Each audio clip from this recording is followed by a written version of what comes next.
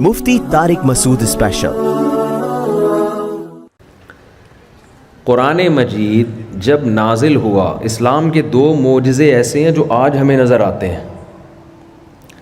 ہمارے نبی صلی اللہ علیہ وسلم جب پیدا ہوئے تو آپ کا نام محمد رکھا گیا۔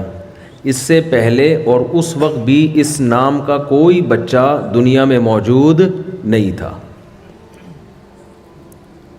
ایسا نام رکھا گیا۔ اس نام کا معنی کیا ہے؟ محمد مطلب ہے جس کی بہت زیادہ تعریف کی جائے، اس کو عربی میں محمد کہتے ہیں۔ حمد سے نکلا ہے، حمد کہتے ہیں تعریف کرنا۔ حمدہ یحمد تحمیدن، یہ اس کا فعل استعمال ہوتا ہے۔ محمد تعریف کرنے والا، محمد جس کی بہت زیادہ تعریف کی جائے، اس کو عربی میں کیا کہتے ہیں؟ محمد۔ تعریف کی جائے جس کی، اس کو نہیں کہتے۔ جس کی بے تحاشا تعریف کی جائے اس کو عربی میں کیا کہتے ہیں؟ بولنے پر گورنمنٹ نے پابندی لگائی ہے تو نہیں بولیں، اگر نہیں لگائی ہے تو پھر آپ کو جو میں سینٹنس ادھورا چھوڑوں گا وہ کمپلیٹ کرنا پڑے گا آپ۔ جس کی بہت زیادہ تعریف کی جائے اس کو کیا کہتے ہیں؟ محمد۔ اگر اس نام کا پہلے سے رواج ہوتا تو ہم کہتے ہیں نبی کا نام محمد رکھ دیا، بہت سے لوگوں کا تھا تو آپ کا بھی رکھ دیا۔ لیکن جب آپ کا نام محمد رکھا جا رہا تھا تو کیا کسی کے حاشیہ خیال میں یہ بات تھی کہ یہ ایسی شخصیت ہیں جن کی دنیا میں جتنی تعریف ہوگی اس کا 1000واں حصہ بھی کسی انسان کی اتنی تعریف نہیں ہوگی؟ ایک صحرا میں پیدا ہوئے، بوادٍ غیر ذی زرع، جس میں گھاس کا تنکا نہیں اگتا، چاروں طرف سیاہ پہاڑ، پیٹرول بھی اور تیل بھی دریافت نہیں ہوا، بدو عرب کے، نہ لکھنا جانتے اور نہ پڑھنا جانتے۔ نام رکھا جا رہا ہے محمد، کیا مطلب؟ ایسا جس کی بے تحاشا تعریف کی جائے۔ آج دنیا میں کسی انسان کی سیرت پر اتنا نہیں لکھا گیا جتنا محمد صلی اللہ علیہ وسلم کی سیرت پہ لکھا گیا ہے۔ اس میں مسلمان کیا غیر مسلم بھی داخل ہے۔ یہاں تک کہ غیر مسلم اگر کتاب لکھتا ہے اور 100 عظیم انسانوں کا تذکرہ کرتا ہے کہ دنیا میں موسٹ افیکٹو پرسن کون گزرے ہیں جن کا سب سے زیادہ اسلام انسانی تاریخ پر اثر ہے، تو وہ بھی اس میں سب سے پہلے نمبر کس کو دیتا ہے؟ محمد صلی اللہ علیہ وسلم۔ اور یہ مشاہدہ ہے، اگر محمد صلی اللہ علیہ وسلم دنیا میں نہ آتے تو یہ جو سائنسی ترقی ہے نا جس سے آج ہم فائدہ اٹھا رہے ہیں، یہ نہ ہوتی۔ آپ کہہ سکتے ہیں بھائی نبی نے کیا سائنسی ترقی دلائی ہے جو یہ، اس کا سائنسی ترقی کا نبی سے کیا تعلق ہے؟ یہ بات انگریزوں نے لکھی ہے کہ اگر محمد دنیا میں نہ آتے صلی اللہ علیہ وسلم تو لوگوں کے جو کانسیپٹ تھے نا جہالت والے، وہ کانسیپٹ کلیئر نہ ہوتے۔ آپ اس دور کی تاریخ اٹھا کے دیکھیں، لوگوں نے پنڈتوں کو، پادریوں کو خدا بنایا ہوا تھا۔ توہمات کی دنیا میں سائنس ٹیکنالوجی تو عقل کہتی ہے نا استعمال کرو، عقل استعمال کرنے پر گورنمنٹ کی طرف سے پابندی تھی۔ میں سمجھا پا رہا ہوں اپنی بات؟ یہ قرآن نے بار بار کہا ہے ان فی ذلک لآیات لقوم یتفکرون، اس میں نشانیاں ہیں ان لوگوں کے لیے جو غور و فکر کرتے ہیں، لقوم یعقلون، جو عقل سے کام لیتے ہیں، لآیات لأولی الالباب، عقل مندوں کے لیے۔ یہ میں نہیں کہہ رہا، یہ مولانا لوگ نہیں کہہ رہے، یہ انگریز کہہ رہا ہے۔ میں نے ایک یونیورسٹی میں انگریز کی کتاب کے حوالوں کے ساتھ یہ بات نقل کی تھی۔ گورا کہتا ہے کہ قرآن کے اور اسلام کے دنیا میں آنے کے بعد عقل کا استعمال شروع ہوا ہے، اس سے پہلے لوگ عقل استعمال نہیں کرتے تھے۔ یہی وجہ ہے کہ سائنسی علوم کی بنیادیں مسلمانوں نے رکھی ہیں، کیونکہ سب سے زیادہ عقل کا استعمال کس نے کیا؟ مسلمانوں نے کیا۔ کیوں کیا یہ بھی بتا دوں آپ کو میں۔ پہلے تو میں یہ عرض کروں، گوروں نے، انگریزوں نے یہ بات لکھی ہے کہ اگر مسلمان سائنسدان نہ ہوتے تو آج ہم سائنسی عروج کی جس انتہا کو پہنچے ہوئے ہیں یہاں پر ہم نہ ہوتے۔ 500 سال کم سے کم ہمیں لگتے یہاں پہنچنے کے لیے۔ اسلام نے ہمارا 500 سال کا راستہ بچایا ہے. 400 سال تک ہماری سائنس کی کتابیں یورپ کی یونیورسٹیوں میں پڑھائی جاتی رہی ہیں. تو کام مسلمانوں نے کیا سب سے پہلے. وجہ کیا ہے کہ قرآن نے, نبی صلی اللہ علیہ وسلم جو کتاب لے کر آئے نا, اس نے سب سے پہلے توہمات کی دنیا سے انسان کو نکالا ہے. سب سے پہلا کام یہ کیا, انسان کو بتایا کہ اس کائنات میں سب سے بڑا مقام اللہ کا, اس کے بعد انسان کا, اور تمام کی تمام کائنات کی چیزیں وَسَخَّرَ لَكُمْ, یہ تمہارے لیے بنی ہیں. تو جو چیزیں ہمارے لیے بنی ہیں, ہم ان کو تحقیق کا تختہ مشق بنا سکتے ہیں کہ نہیں؟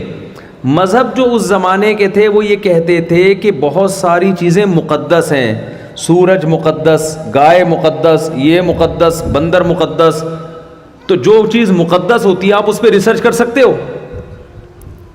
جو آدمی کہتا ہے, جو مذہب کہتا ہے گائے مقدس ہے, وہ گائے کھائے گا کبھی؟ بولو نا بھائی, کیا ہو گیا؟ وہ گائے پہ تحقیق کرے گا؟ کہے گے تو ہماری ماں ہے, اماں پہ کون تحقیق کر رہا ہوتا ہے؟ اسلام نے سب سے پہلے یہ بتایا کہ انسان کے علاوہ اس کائنات میں جو کچھ ہے انسان کا غلام ہے, لہذا یہ تمہارے لیے سب کچھ. کسی کے ساتھ کسی کی تعظیم کی, نہ سورج کی تعظیم کرو. لوگوں نے دیکھا سورج اتنا بڑا, اتنے آنکھ کا گولا, اتنی بڑی جسامت, سورج کو سجدہ کرنا شروع کر دیا. کسی نے دیکھا چاند اتنا خوبصورت, اتنا بڑا اور ایسا حسن, چاند کو سجدہ کرنا شروع کر دیا. کسی نے, ایک ہندو نے کمنٹس کی ایک بیان میں کہ روٹی معبود بھگوان ہے ہمارا, کیونکہ انسان کی سب سے زیادہ ضرورت کیا ہے؟ روٹی کی. روٹی خدا ہے. اسلام نے یہ بتایا کہ اس کائنات میں اگر کوئی مقدس ہے تو وہ انسان ہے, انسان کے علاوہ کوئی چیز مقدس نہیں ہے. یہ کانسیپٹ محمد صلی اللہ علیہ وسلم نے پیش کیا. اس کے بعد تحقیقات شروع ہوئی ہیں دنیا میں. البیرونی جو سائنسدان تھا نا, ماہر فلکیات, جس نے کرو ٹریگنومیٹری ایجاد کی ہے, جو آج جس سے پوری دنیا فائدہ اٹھا رہی ہے. البیرونی کی جو کرو ٹریگنومیٹری تھی, اس کی ایکویشنز اتنی مشکل ہیں کہ آج یونیورسٹیوں میں وہی ایکویشنز انگلش میں پڑھائی جاتی ہیں, حالانکہ اس کا بانی کون تھا؟ البیرونی. ان ایکویشنز کا مطلب معلوم نہیں ہے کسی کو, طوطے کی طرح رٹی جاتی ہیں وہ ایکویشنز, لیکن پوری دنیا میں ہوائی جہاز جو سفر کر رہے ہیں اسی البیرونی کے علم کی بیس پہ کر رہے ہیں.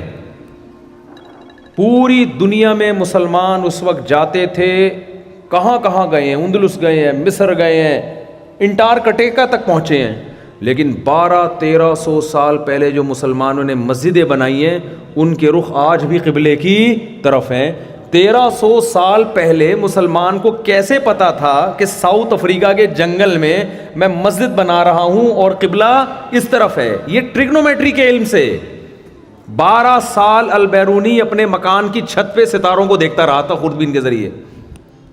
بہت سارے ہمارے علوم تھے جن سے گوروں نے فائدہ اٹھایا, اور جب اٹھایا تو ہماری کتابوں کو ایسا مارکیٹ سے شارٹ کیا ہے. وہ اقبال نے کہا نا کہ کتابیں اپنے آبا کی جو جا کے دیکھی یورپ میں, وہ کچھ پورا شعر مجھے یاد نہیں آ رہا, کہ دل ہوتا ہے سپارہ, دل 30 ٹکڑے ہو جاتا ہے وہاں جا کے, کہ ہمارے علوم تھے. تو محمد صلی اللہ علیہ وسلم کا یہ احسان تھا, آپ صلی اللہ علیہ وسلم کا یہ احسان. تو میں یہ عرض کر رہا تھا کہ دنیا میں سب سے, یہ جو گورے نے کتاب لکھی نا کہ محمد سب سے زیادہ, سب سے پہلے, وجہ اس کی ہے, انہوں نے کہا آپ کا اس دنیا انسانیت پر سب سے بڑا احسان ہے. آپ اگر دنیا میں نہ آتے, لوگ نہانا نہیں سیکھتے. یہ اسلام نے سکھایا ہے گوروں کو نہانا. گورے, کوئی پڑھا لکھا گورا ہونا, صرف گورا ہونا کافی نہیں ہے. لوگ گورے کو گورا دیکھ کے کہتے ہیں یار زبردست. ایک صاحب مجھے کہنے لگے آپ گوروں کی اتنی برائی بیان کرتے ہو, اس میں خوبیاں بھی تو ہیں. میں نے کہا بہت بڑی خوبی ہے کہ وہ گورا ہے, ہم ویسے گورے نہیں ہیں, ساری برائیاں تھوڑی ہیں. گوروں میں جو ہسٹری جاننے والے ہیں وہ بتاتے ہیں کہ ہمیں نہانا مسلمانوں نے سکھایا ہے, سلے ہوئے لباس پہننا ہم نے کس سے سیکھا ہے؟ آپ ان کی ذرا پرانی تاریخ تو اٹھا کے دیکھو, 200-250 سال پہلے. میں ایک دفعہ تحقیق کر رہا تھا, ایک عرب عالم کی کتاب میرے سامنے آئی, اس نے اس زمانے کے برطانیہ کے جو شاہی خاندان کے شادی کارڈ تھے وہ دکھائے اس نے کتاب میں نا، اس کے ترجمہ عربی میں نقل کیا. برٹش 200-250 سال پرانا، 150 سال یا 200 سال. اس میں شادی کارڈ میں کیا لکھا ہوا ہے؟ لائر فیملی کے لوگ شادی میں آ رہے ہیں، ان کو لکھا ہوا ہے کہ براہ مہربانی جب آپ کھانا کھائیں تو دسترخوان سے ناک صاف نہ کریں. یہ ان کی تہذیب تھی. یہ تو بعد میں انقلاب آیا ان میں کہ یار ہم کیا کر رہے ہیں، اتنے بھی انسان کو میلا نہیں ہونا چاہیے. اس نے لکھا ہے دسترخوان، یہ شاہی خاندان کے شادی کارڈ کی بات بتا رہا ہوں. اور جب خلافت عثمانی، ارطغرل ڈرامہ تو دیکھا ہوگا آپ لوگوں نے، خلیفہ کے پاس یورپ سے کوئی بادشاہ یا شہزادہ آتا تھا یا ملکہ آتی تھی مسلمانوں کی ملکہ سے ملنے کے لیے، اس کو پہلے غسل کروایا جاتا تھا. اس کی بدبو ہماری ملکہ برداشت نہیں کر سکتی تھی، اتنے میلے ہوتے تھے یہ لوگ. آپ حیران ہو رہے ہیں، آپ سمجھ رہے ہیں میں ٹی وی میں آ رہا ہوں؟ یہ انہی کی ہسٹری ہے. مسلمانوں کے خلیفہ عثمان ہوتا ہے نا ترک میں، جو مسلمانوں کی خلافت تھی، بہت بڑے کئی ممالک تھے اس میں. اس وقت یہ بدماشیاں نہیں تھی دنیا کی کہ فلسطین بھی ہڑپ کر لو اور یہ بھی، وہ بوسنیا بھی ہمارا تھا. کسی کی مجال نہیں تھی کوئی آنکھوں میں آنکھیں ڈال کے بات کر سکے. سلطان محمد فاتح نے جو ترکی فتح کیا تھا، امریکہ سے جہاز تھوڑی لیے تھے اس نے. ترکی میں استنبول میں 1000 سال عیسائیوں کی حکومت رہی ہے، 1000 سال. اور ایسی مضبوط، میں ترکی جا کے میں نے ویڈیو بنائی ہے اس کی، اتنی چوڑی دیوار کے کسی کے باپ میں بھی دم نہیں ہے کہ اس کو کراس کر سکے. وہ 1000 سال خلافت چلی. اور محمد صلی اللہ علیہ وسلم مدینہ میں پیش گوئی کر رہے ہیں، خوشخبری ہے ان لوگوں کے لیے، نعم الجیش یغزو القسطنطینیہ، سب سے بہترین لشکر وہ ہے جو قسطنطینیہ فتح کرے گا. کیا ویژن نبی صلی اللہ علیہ وسلم کا، نہ لکھنا جانتے نہ پڑھنا جانتے، تھوڑے سے لوگ ایمان لے کر آئے ہیں مگر استنبول کی خوشخبریاں سنا رہے ہیں کہ سب سے بہترین کمانڈر میری امت میں وہ ہوگا جو استنبول فتح کرے گا. حضرت ابو ایوب انصاری رضی اللہ تعالیٰ عنہ بھی گئے استنبول فتح کرنے کے لیے. بڑے بڑے صحابہ، نہیں ہو سکا، اتنی مضبوط دیوار اور ایسا ان کا ڈیفنس سسٹم. سلطان محمد فاتح نے ارادہ کیا یہ خوشخبری کس کے حصے میں آئے گی؟ میرے حصے میں آئے گی. تو سلطان محمد فاتح نے جو توپ بنائی تھی نا اس وقت، وہ واقعی توپ تھی. اس وقت مسلمانوں کی حکومت تھی. یہ 1920 کے قریب جا کے خلافت کا خاتمہ ہوا ہے. لیکن لگتا ہے ایسے جیسے ہم صدیوں سے غلام ہیں. زیادہ ٹائم نہیں گزرا ہمیں غلامی میں، ہمارا ماضی بڑا شاندار ہے. محمد بن قاسم 92 ہجری میں سندھ آیا تھا 17 سال کی عمر میں. 17 سال کے لونے لپاڑے ہوتے ہیں آج کل، آپ دیکھ لو ذرا ان کو، پب جی کھیل رہے ہوں گے. 17 سال میں محمد بن قاسم کا ویژن، 92 ہجری، اسلام کا پہلی صدی ہے. اور راجہ داہر سے آ کے لڑا ہے اور بالآخر سندھ کو فتح کر کے ملتان تک اپنی فوجیں داخل کر دی اس. یہ تھا ہمارا ماضی. تو ایسا لگتا ہے جیسے ہم ہمیشہ سے ہی مخنچو ہیں، یعنی اب اس حالت کو دے. تو بھائی اسلام نے ہمیں بڑی بلندیاں دی ہیں. تو میں یہ عرض کر رہا تھا کہ خلیفہ کے دربار میں جب کوئی یورپ سے بادشاہ آیا کرتا تھا تو پہلے اس کو سروس اسٹیشن لے جا کے اس کی سروس ہوتی تھی. یہ بادشاہوں کا حال تھا. ملکہ آتی تھی مسلمان شاہی خاندان کی عورت سے ملنے کے لیے تو پہلے اس کو نہلایا جاتا، ان کی بدبو برداشت نہیں ہوتی تھی. اور اب بھی کوئی زیادہ فرق پڑا نہیں ہے اب بھی کوئی بہت زیادہ فرق نہیں ہے. فرانس کی مثال، مجھے لگتا ہے فرانس کا ویزا نہ ریجیکٹ ہو جائے کہیں. اردو میں دے رہا ہوں، کوئی انگلش میں ترجمہ نہ کرے اس کا.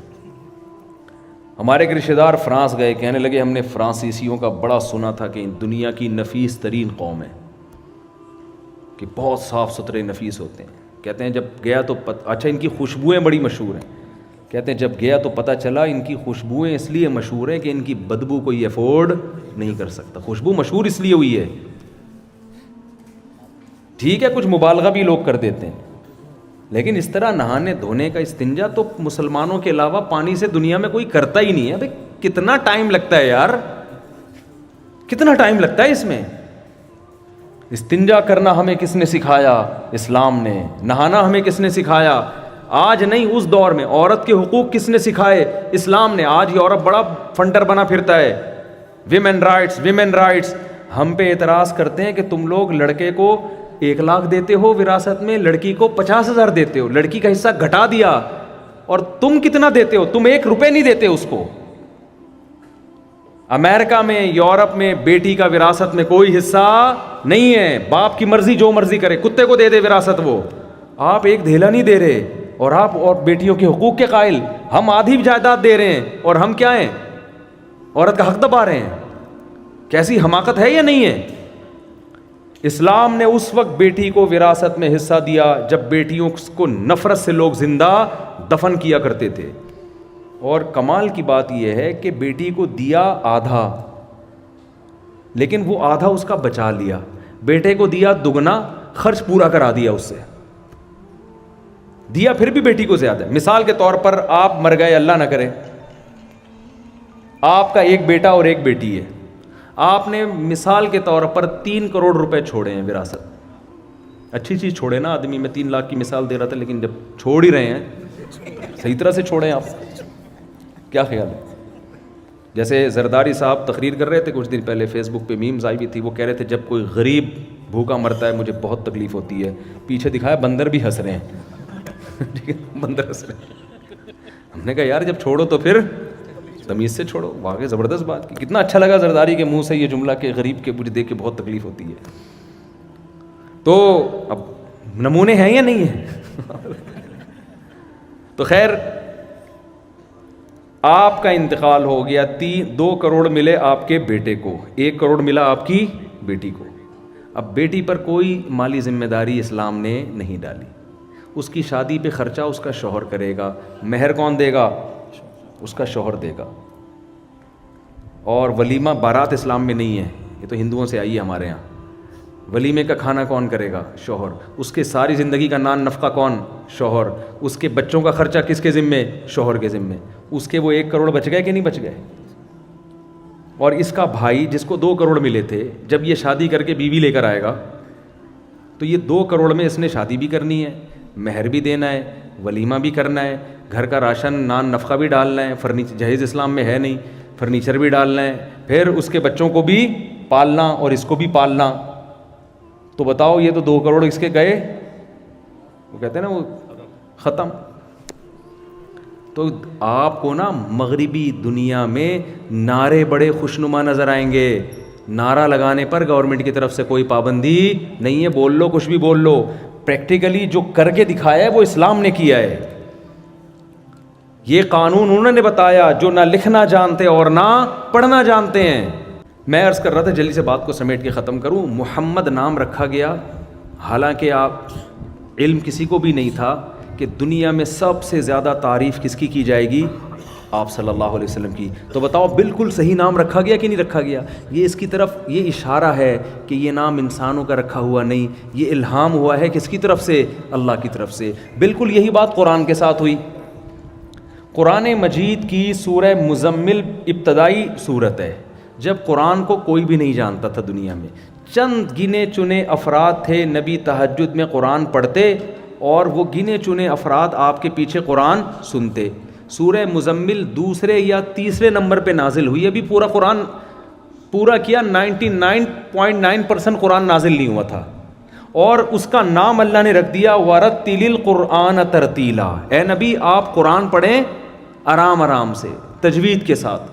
تو اللہ نے خود بتا دیا کہ موسیٰ پر جو کتاب نازل ہوئی اس کا نام میں نے تورات رکھا, عیسیٰ علیہ السلام پر جو نازل ہوئی اس کا نام میں نے انجیل رکھا, اور آپ پر جو کتاب ابھی نازل ہوئی نہیں ہے, ہونا شروع ہوئی ہے, اس کا پہلے سے نام کیا ہے؟ القرآن. کیا مطلب قرآن کا؟ یہ قراءت سے نکلا ہے. قراءت کہتے ہیں پڑھنے کو, قاری کسے کہتے ہیں؟ پڑھانے والا. اقرا پڑھو. تو قرآن کا مطلب یہ مبالغے کا صیغہ ہے, وہ کتاب جو بے تحاشا پڑھی جائے. نبی کا نام رکھا جا رہا ہے, بچے کا جو بیٹا پیدا ہوا ہے اس کا نام رکھا جا رہا ہے, وہ جس کی بے تحاشا تعریف کی جائے. کتاب نازل ہو رہی ہے اس کا نام رکھا جا رہا ہے وہ کتاب جو بے تحاشا پڑھی جائے. کسی کو کیا پتا تھا کہ 4 آدمی سن رہے ہیں، ایک پڑھ رہے ہیں، وہ بھی چھپ چھپ کے کوئی دیکھ نہ لے، نام رکھا جا رہا ہے، ایسی پڑھی جائے گی کہ اس سے زیادہ دنیا میں کوئی کتاب نہیں پڑھی جائے گی. یہ اس کی علامت ہے. اس کا نام انسانوں کی سلیکشن نہیں ہے، اس خدا نے یہ نام سلیکٹ کیا جس کو پتا تھا کہ دنیا میں کوئی کتاب اس کا 1000ویں حصے کا بھی مقابلہ نہیں کر سکتی. ایسا نام رکھا اللہ نے اس کا. کتنی پڑھی جا رہی ہے بھائی، کتنی پڑھی جا رہی ہے. دنیا میں قرآن سے زیادہ کوئی کتاب پڑھی نہیں جاتی. دنیا میں کوئی کتاب ایسی نہیں ہے جسے بغیر وضو ہاتھ لگایا جاتا ہو اور اس کو ہاتھ لگانے کو حرام سمجھا جاتا ہو قرآن کے علاوہ. آج 1 ارب مسلمان بغیر وضو قرآن مجید کو ہاتھ نہیں لگاتے. دنیا میں کوئی ایسی کتاب نہیں ہے جسے بغیر سمجھے اتنا پڑھا گیا ہو جتنا بغیر سمجھے قرآن کو پڑھا گیا. کبھی کوئی کتاب دیکھی اس کو انگلش آتی نہیں اور انگلش پڑھ رہا ہو بیٹھ کے؟ وہ لوگ کہیں گے بھائی تجھے مطلب پتہ ہے، وہ کہیں گے نہیں پتہ، تو کہیں گے بیوقوف کیوں پڑھ رہا ہے. لیکن دنیا میں کروڑوں مسلمان ایسے ہیں جن کو عربی نہیں آتی، قرآن کا مطلب سمجھ میں نہیں آتا، لیکن وہ بڑے اہتمام سے الحمد سے لے کے والناس تک قرآن پڑھتے ہیں. یہ پروٹوکول قرآن کے علاوہ کسی اور کتاب کو حاصل نہیں ہوا ہے. اور دنیا میں کوئی کتاب ایسی نہیں ہے جس کو سمجھ کے اتنا پڑھا گیا ہو جتنا قرآن کو پڑھا گیا، بغیر سمجھے بھی اور سمجھ کے بھی. کوئی کتاب ایسی ہے جس کے درس قرآن، جس کے درس کے اتنے لیکچر ہوتے ہو جتنے قرآن کے ہوتے ہیں پوری دنیا میں؟ کہیں بھی نہیں.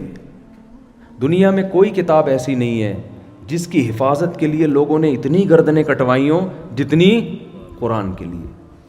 دنیا میں کوئی کتاب ایسی نہیں ہے جسے لوگ ہاتھ باندھ کے گھنٹوں گھنٹوں بغیر سمجھے سنتے ہوں اور کھڑے ہو کے سنتے ہوں جیسے تراویح میں سنتے ہیں لوگ. کوئی ہے؟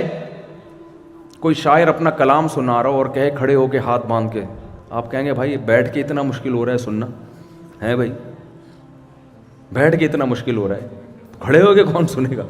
بڑے دلچسپ کلام بھی، گانا کوئی سریلا لگاؤ نا، اس کو بھی لوگ کھڑے ہو کے نہیں سنتے، لیٹے لیٹے سن رہے ہوتے ہیں. ابے ہوگا بہت اچھا، اتنا پروٹوکول نہیں دو کہ کھڑے ہو کے سنو. یہ واحد کتاب ہے ہاتھ باندھ کے گھنٹوں گھنٹوں کھڑے ہو کر لوگ سنتے ہیں. جن کو سمجھ میں نہیں آ رہا وہ بھی سنتے ہیں، جن کو سمجھ میں آ رہا ہے وہ تو اور بھی زیادہ سنتے ہیں. آپ حرم میں جائیں، لاکھوں لوگ تراویح سن رہے ہیں ایک ٹائم پہ، لاکھوں لوگ کھڑے ہوئے ہیں. اتنا بڑا اجتماع دنیا میں کسی تقریب کا ہوتا ہے؟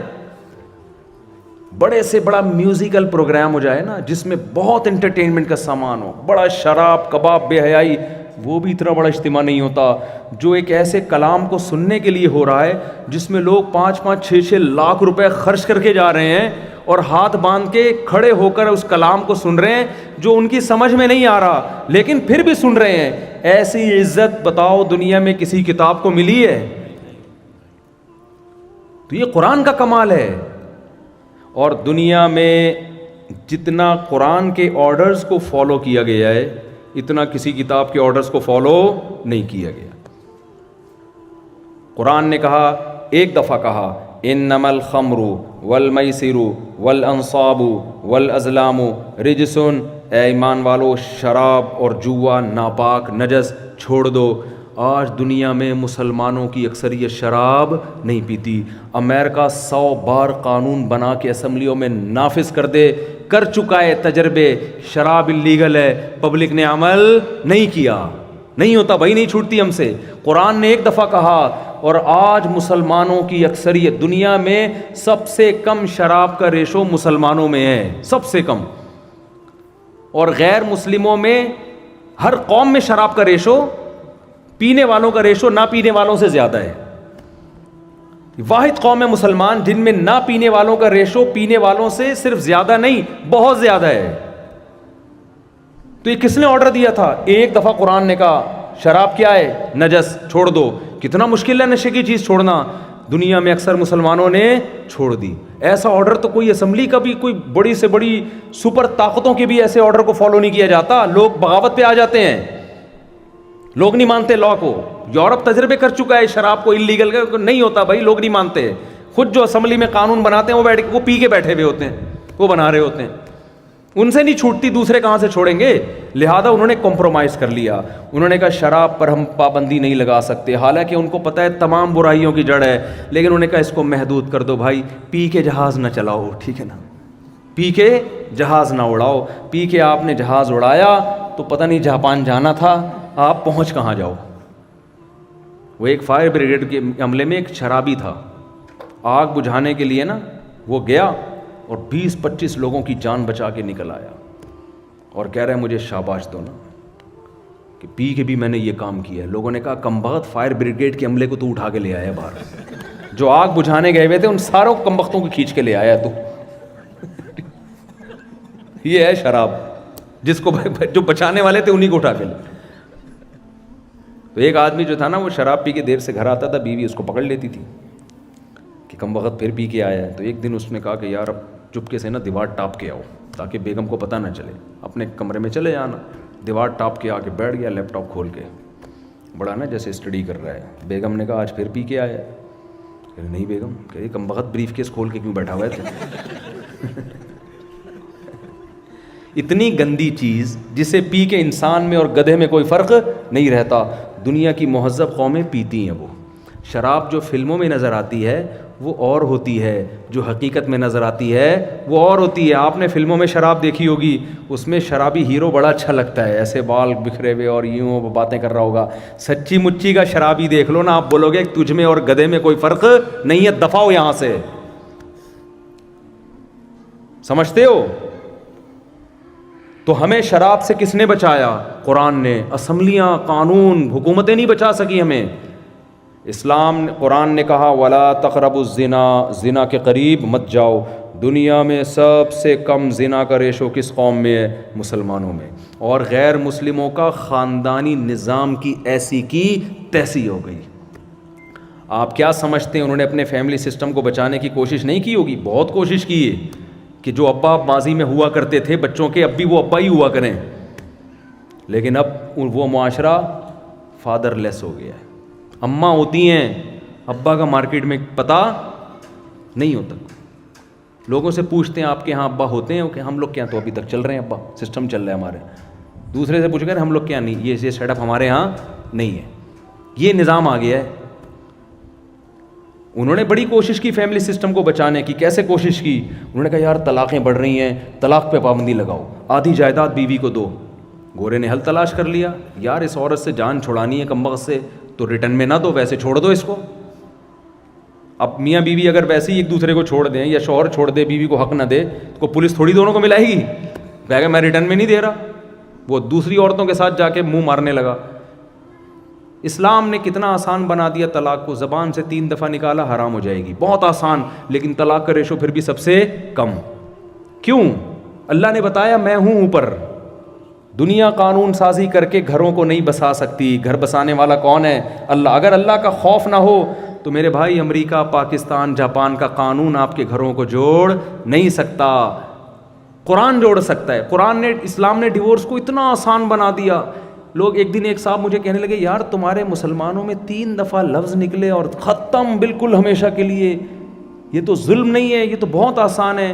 میں نے کہا اتنا آسان ہے, پھر بھی طلاق کا ریشو ہمارے ہاں سب سے کم, اور تمہارے ہاں اتنا مشکل ہے. عدالت میں جانا پڑتا ہے, کورٹ میں سماعت ہوتی ہے, کئی مہینے لگتے ہیں, پھر ڈیورس پیپر بنتے ہیں, پھر آدھی جائیدادیں دینی پڑتی ہے. پھر بھی ہر ایک خاندان بھی کم وقت ایسا نہیں ہے جو فیملی کامیاب ہوتی ہو. اور جو کامیاب ہو بھی رہے ہیں وہ بھی بس ایسے کہ وہ کوئی کسی کو چھیڑتا ہی نہیں ہے. پشتو میں کہتے ہیں نا اخپل طریقے سے ہر آدمی زندگی گزار رہے ہیں. بیوی اپنے چائے خود بنا کے پی رہی ہے, میاں اپنی چائے خود بنا کے پی رہا ہے. تو جب دونوں کا آپس میں کوئی ریلیشن ہی نہیں ہے, صرف ڈاکومنٹ کی حد تک ہے, تو طلاق کے تکلف کی ضرورت کیا ہے؟ خلے آپ لوگ کی سمجھ میں بات آ نہیں رہی ہے میں کیا کہہ رہا ہوں. تو پھر طلاق کے تکلف کی ضرورت کیا ہے؟ پھر بھی ہو رہی ہے. کمال کی بات تو یہ ہے ہمارے ہاں تو ایک حقوق کی فہرست اسلام نے لگا دی. شادی ہو گئی ہے, عورت پابند ہے, باؤنڈ ہے, شوہر کی مرضی کے بغیر گھر سے باہر نہیں جا سکتی. مرد باؤنڈ ہے, آمدن لا کے کس کے قدموں میں ڈالے گا؟ بیوی کو کھلائے گا. اتنی پابندیاں, حقوق ادا کرنا اتنی ٹینشن والا کام, پھر بھی علیحدگی کا ریشو کم ہے. اور اب اگر علیحدگی کا ریشو بڑھ بھی رہا ہے تو ہماری وجہ سے نہیں, ان کی وجہ سے. وہاں سے یہ کلچر آ رہا ہے طلاق کا. وہ خراب کر رہے ہیں دنیا کو. لوگ کتنا بیویوں سے بیزار ہوتے ہیں بیچارے, میں تو کتنے لطیفے سناتا رہتا ہوں, پھر بھی چھوڑتے. وہ ہے نا ایک آدمی کی بیوی بیمار ہو گئی اسپتال میں, ڈاکٹر نے کہا کہ 2 گھنٹے کی مہمان ہے. اس نے کہا جہاں ساری زندگی صبر کیا 2 گھنٹے اور صبر کر لیں. جہاں ساری زندگی صبر کیا ہے 2 گھنٹے اور تو صبر کیا نا ساری زندگی. کیوں؟ خاندان انوالو ہے بھائی, چھوڑنا آسان تھوڑی ہوتا ہے. وہ صرف آپ کی بیوی تھوڑی, آپ کے والد کی بہو بھی ہے, آپ کے بھائیوں کی بھابھی بھی ہے, فیملی ہے نا, خاندان میں آئی ہے. انگریزوں کے یہاں خاندان تو ہے نہیں, ایک آدھ بچہ ہو گیا, رخصتی بھی پتہ نہیں ہو. اب تو ہی اور شی کا فرق ہی ختم ہوتا جا رہا ہے. ہمارے دوست بہت شوق ہو رہا تھا یورپ جانے کا, میں اپنے بچے وہیں ہوں اتنا اچھے ماحول میں نے کہا بھائی مجھے کہتے ہوئے بھی شرم آ رہی ہے, ہومو سیکچولیٹی بڑھ رہی ہے وہاں پہ, میل شادی. ایسا نہ ہو آپ کا بیٹا کہ ابا میں نے وسیم سے شادی کرنی ہے, اس وقت آپ کی کھوپڑی گھومے گی یار یہ ہو کیا رہا ہے. اور میں نے یہ بات بیان میں جس دن کہی, اگلے دن میرے پاس فون آیا ایک صاحب کا, کہہ رہے میں عذاب میں آیا ہوا ہوں, میرا بیٹا اللہ معاف فرمائے, بولتے ہوئے ڈر لگتا ہے اللہ کا عذاب نہ آ جائے. کہہ رہے میرا بیٹا لڑکے سے شادی کر رہا ہے, میں کیسے سمجھاؤں اس کو. میں نے کہا اور رہو مزے لو یورپ کے, ٹھیک ہے کچھ فائدے بھی ہیں وہاں پہ, میں اس کا منکر نہیں ہوں. میرے بھائی جو اسلام سکھا کے گیا ہے نا وہ دنیا میں کسی کے پاس نہیں ہے, وہ کہیں بھی نہیں ہے. تو خیر جلدی سے بات کو سمیٹوں. تو جب یہ اس قرآن کو نہ کوئی جانتا تھا نہ کوئی پڑھتا تھا, 2-4 لوگ پڑھتے تھے, 2-4 لوگ سنتے تھے, اور اس کا نام کیا رکھا جا رہا ہے؟ القرآن. دنیا میں سب سے زیادہ پڑھی جانے والی. نبی کا نام رکھا گیا محمد, سب سے زیادہ تعریف. کتاب کا نام رکھا گیا القرآن. حالانکہ نبی نہ لکھنا جانتے نہ پڑھنا جانتے, کتاب ایسی دے کر گئے, دنیا میں سب سے زیادہ پڑھی جا رہی ہے, سب سے زیادہ اس کتاب کو فالو کیا جا رہا ہے, دنیا میں سب سے زیادہ اثرات اس کتاب کے پڑے ہیں. رائٹر نہ لکھنا جانتا ہو, نہ کوئی اسکالر ہو, نہ کسی یونیورسٹی سے فارغ ہو, وہ ایسی کتاب پیش کر سکتا ہے کہ جو دنیا میں اتنا بڑا انقلاب لے آئے. یہ اس کی علامت ہے, یہ رائٹر کی کتاب نہیں ہے, یہ محمد صلی اللہ علیہ وسلم کی نہیں ہے. یہ کس کی ہے؟ یہ اس خدا کی نازل کردہ کتاب ہے جس نے محمد صلی اللہ علیہ وسلم کو سلیکٹ کر کے آپ کو علم دیا. قرآن کہتا ہے وَلَئِن شِئْنَا لَنَذْهَبَنَّ بِالَّذِي أَوْحَيْنَا إِلَيْكَ. اے نبی جو علوم ہم نے آپ کو دیے آپ امت کو بتا رہے ہیں, اگر ہم چاہیں یہ علوم آپ سے چھین لیں, ثُمَّ لَا تَجِدُ لَكَ بِهِ عَلَيْنَا وَكِيلًا, کوئی کارساز مددگار نہ ہو جو یہ علوم آپ کو لوٹا دے. یہ خالصتاً ہمارا احسان ہے کہ ہم نے آپ کو یہ علوم دیے. آپ کو یہ علوم کوئی اور سکھانے والا نہیں, اور عقلاً بھی ممکن ہی نہیں ہے. عرب کے ایسے ریگستانوں میں پہاڑوں میں رہنے والے دنیا کو کیسے اتنی زبردست نظام دے کے جا سکتے تھے بھائی؟ ہر چیز میں اسلام نے رہنمائی کی, پوری فقہ کے قانون کی کتابیں پڑھی ہوئی ہیں, طہارت وضو سے لے کر غسل کا طریقہ, خرید و فروخت, اسلامک بینکنگ ہے. عیسائی بینکنگ کیوں نہیں ہے دنیا میں؟ کبھی سنا ہندو بینکنگ؟ پنڈتوں نے ایک اپنا معیشت کا نظام دیا ہو. جہاں دنیا میں کوئی لا آتا ہے فوراً لوگ مفتیوں سے پوچھتے ہیں اسلام کیا کہتا ہے اس بارے میں. عدالت خلا کی ڈگری دیتی ہے, لوگ مفتیوں سے پوچھتے ہیں اسلام کیا کہتا ہے, یہ خلا ہوا کہ نہیں ہوا. تو ہر چیز میں اسلام نے آرڈر نہیں دیا. خلا لوگ عدالت سے لیتے ہیں, مفتیوں سے پوچھتے ہیں یہ ہوا. اسلام کی عدالت نے وراثت کا فیصلہ کر دیا, لوگ مفتیوں سے پوچھتے ہیں شریعت کے مطابق یہ وراثت ہے یا نہیں. آپ بزنس کرتے ہیں, دنیا میں کمپنیاں بہت سارے کاروبار کر رہی ہیں, لوگ مفتیوں سے پوچھتے ہیں کہ شریعت کی روشنی میں یہ کاروبار جائز ہے یا نہیں. تو اس کا مطلب محمد صلی اللہ علیہ وسلم نے ہر چیز میں متبادل قانون دیا ہے. دنیا میں کسی مذہب کے پاس متبادل قانون نہیں ہے.